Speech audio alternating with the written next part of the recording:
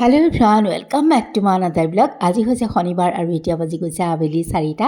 এয়া যোৱাকালি যাই লগ ধৰিলে বৌ যাব নেকি অকণ বজাৰলৈ। তাই হেনো অকণমান বজাৰ আছিলে, গতিকে লগতে তাইৰ লগতে গ'লোঁ স্মাৰ্ট বজাৰখনলৈ, ওচৰতে যিখন আছে। আৰু পটককৈ কুৰ্তিটোহে চেঞ্জ কৰি গৈছোঁ। দেখিছে এইটো অকণ লিপষ্টিকো লগাবলৈ সময় নাপালোঁ।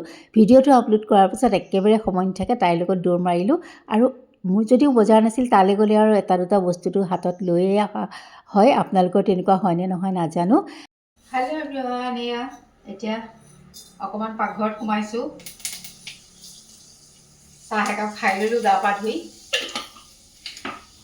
চাহ একাপ খাই ল'লোঁ। দালিটো চম্ভাৰ মাৰি লওঁ, এইফালে ভাত বহাই দিছোঁ আৰু কি ক'ত আছে অকণ অকণ কৰি থাকোঁ।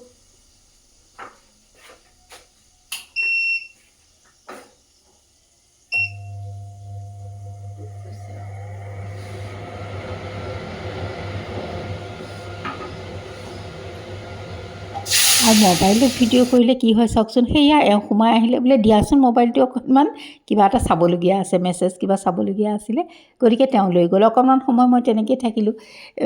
উপায় নাই আৰু, বিশেষ বাৰু তেনেকুৱা একো নাছিলোঁ। কেতিয়াবা কিবা এটা কৰি থকাৰ সময়ত লৈ গ'লে বহুত দিগদাৰী হয়। আজি বাৰু মোৰ দিগদাৰ হোৱা নাই, অকণমান দেখাই দিছোঁ গৃহিণীবিলাকৰ সুবিধা অসুবিধাবোৰ। আৰু তাৰপাছতে এয়া পিঁয়াজ ভাজি বন্ধাকবিখন বহাই দিছোঁ। একদম নৰ্মেলকৈ বনাবলৈ লৈছোঁ ভাত সাজ। আৰু বলক দুপৰীয়া কিবা এটা বনাম, তাকে অকণমান শ্বেয়াৰ কৰোঁ। এতিয়া বাৰু প্ৰথমতে এওঁৰ কাঁহীখন ৰেডি কৰি লওঁ। ভাজি চাজি যি য'ত আছে অকণ অকণ বনাই লওঁ আৰু তাৰপাছতে দেখাই আছোঁ বাৰু দিনটো কেনেকৈ কি কৰিব পাৰোঁ কি নোৱাৰোঁ। কেতিয়াবা মনতে ভাবি থাকোঁ আজি আমুকটো বনাম বুলি, কিন্তু হৈ নুঠেগৈ। সময়টো ইমান ছুটি, ঠাণ্ডা দিনৰ কেনি যায় ক'বই নোৱাৰোঁ। সেইফালে বন্ধাকবি ভাজিখন হৈ যোৱাত আকৌ লৈছোঁ অকণমান বেঙেনা।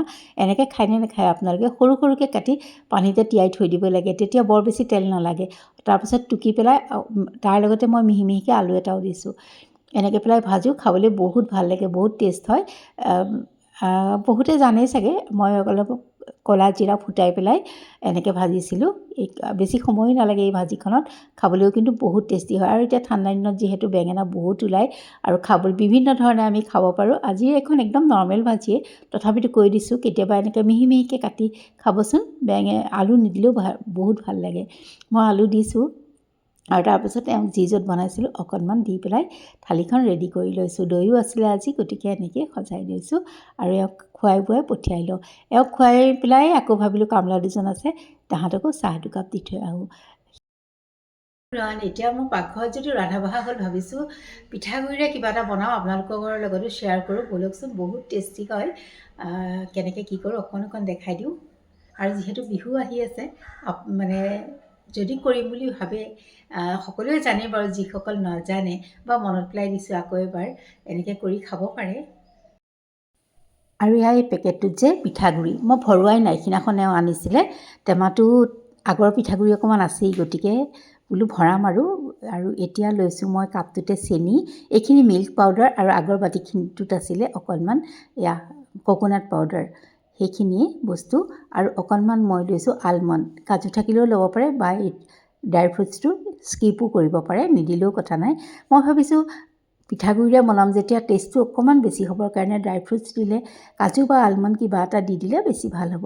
কেৰাহীটোতে লৈছোঁ মই 1.5 কাপ পিঠাগুড়ি আৰু এয়া লৈছোঁ 1 কাপ চেনি। চেনিখিনি মই এটা চিৰাপ বনাই ল'ম।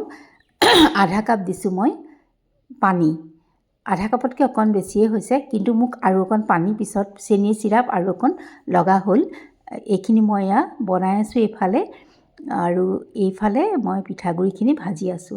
পিঠাগুড়িখিনি অলপ ভাজি ল'লে, বেছি ভাজিব নালাগে, অলপ ভাজি ল'লে খাবলৈ ভাল হয়। আৰু এয়া আলমণ্ডকেইটাও অকণমান গৰমাই ল'ম, তেতিয়া সোনকালে গ্ৰাইণ্ড হ'ব, পিঠা নহ'লে নাযায়। আৰু চেনি চিৰাপটো মোৰ হৈছেই।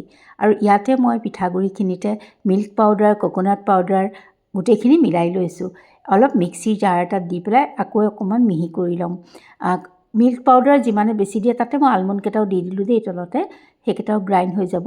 মিল্ক পাউডাৰ বেছিকৈ দিলে খাবলৈ বেছি ধুনীয়া হয়। আজি মোৰ অকণমান কম হৈছে, এবাটি দিলে আৰু বহুত ধুনীয়া হ'ব। আৰু তাৰপাছতে এয়া চাওক, মই এইখিনি অকণমান ইয়াতে ঘিউ গলাই পেলাই দি দিছোঁ, 3-4 চামুচমান, বেছি নহয়। আৰু এতিয়া মই চেনি চিৰাপটো দি এইখিনি মাৰি ল'ম, আটা মাৰা দি মাৰি পেলাম। আৰু অকণমান কেৰাহী এটাত ভাজিও ল'ব পাৰে এই মাৰাৰ পাছত, কিন্তু মই লোৱা নাইকিয়া, এনেকৈ যিহেতু পিঠাগুড়িখিনি মোৰ ভজাই আছে, গতিকে আৰু মই ভাজিবলৈ ইচ্ছা কৰা নাই। এনেকৈয়ে লৈছোঁ আৰু তাৰপাছতে যি আকাৰ দিয়ে আপোনালোকে, মই পেৰাৰ আকাৰ দিছোঁ, যেনেকৈ দিয়ে বৰফি কৰিব পাৰে, যি ইচ্ছা তাকেই কৰিব পাৰি। আৰু অলপ বেছি ঠাণ্ডা হৈ যোৱাৰ পাছত এইখিনি কিন্তু বেছি মানে অলপ টান হৈ যায়, ধুনীয়াকৈ হৈ যায়, উঠাব পাৰি। আৰু এতিয়াও এয়া চাওকচোন, এটা জোখতেই মাৰিছোঁ, বেছি ঢিলাও নহয় বেছি টানো নহয়। আৰু এয়া মোৰ পেৰাকেইটা ৰেডি হৈ গ'ল, খাবলৈ বহুত ভাল লাগে। এয়া অকণমান দেখাইও দিছোঁ, চাওক টান হৈ গৈছে এতিয়া। আৰু তেন্তে আজিলৈ আহোঁ।